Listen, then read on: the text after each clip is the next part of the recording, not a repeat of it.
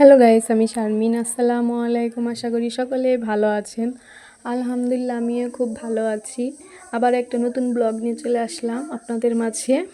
দেখেন, সকালবেলায় ঘুমে থেকে উঠে অন্যান্য কাজ সেরে বিছানা, চাদর, মুসুরি আরও অন্যান্য জিনিস ভিজিয়ে নিলাম। এখন ঘরটাকে ঝাড়ু দিয়ে নিচ্ছি।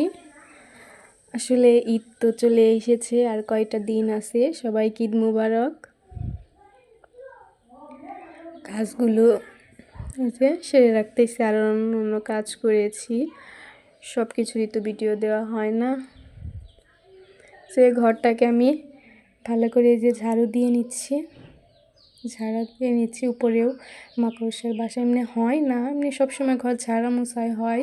তাও তো ঈদ এসেছে, সকলের মনে অন্যরকমের একটা আনন্দ।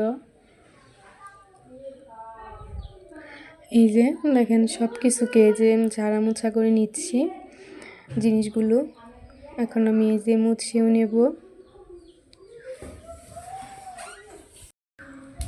আমার জিনিসগুলো মোছা হয়ে গেছে।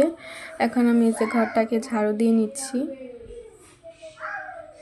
আসলে ঘর ঝাড়ু দিয়ে নিয়ে কাপড় চোপড় ধুয়ে শুকা দিয়ে তারপরে আবার আসলে একটু বাতাস ছুটেছিল, বৃষ্টির মতো, মানে জুড়ে একটু ফোঁটা ফোঁটা পড়েছে বৃষ্টি।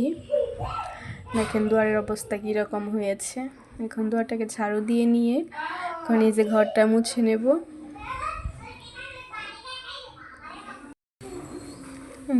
ঘরটা মোছা হয়ে গেছে আমার এরকম করে।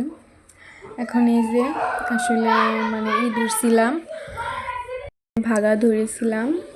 আসলে এখন তো সবাই সব জায়গায় আসলে গ্রামে গ্রামে গরু কিনে সুমতি সিস্টেম করে, ওরকম করে গরুর মাংস কিনে ভাগা নিয়েছিলাম আমি আর আমার ছোট আপু দুজন মিলে। দেখেন দুয়ারে গোবর দিয়ে এদিকে আবার রান্না করতে এসেছি বিকেলবেলায়।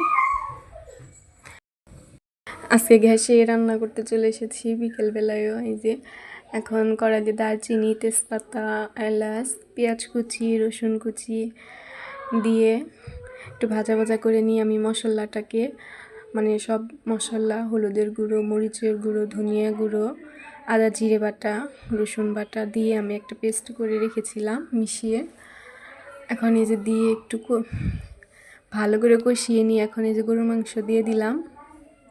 দিয়ে আমি ঢাকনা দিয়ে ঢেকে গুছিয়ে এরকম করে বেশ কয়েকবার নাড়াচাড়া করে নেব, ভালো করে কষিয়ে নেব। আমি মাংস রান্নার পুরো ভিডিও দেব না, একটু একটু করেই নিয়েছি।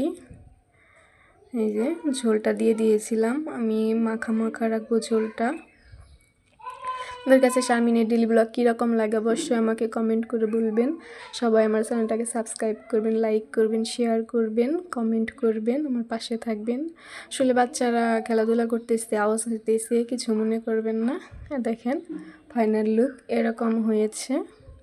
আজকে পর্যন্তই, সবাই ভালো থাকবেন। আল্লাহ হাফেজ।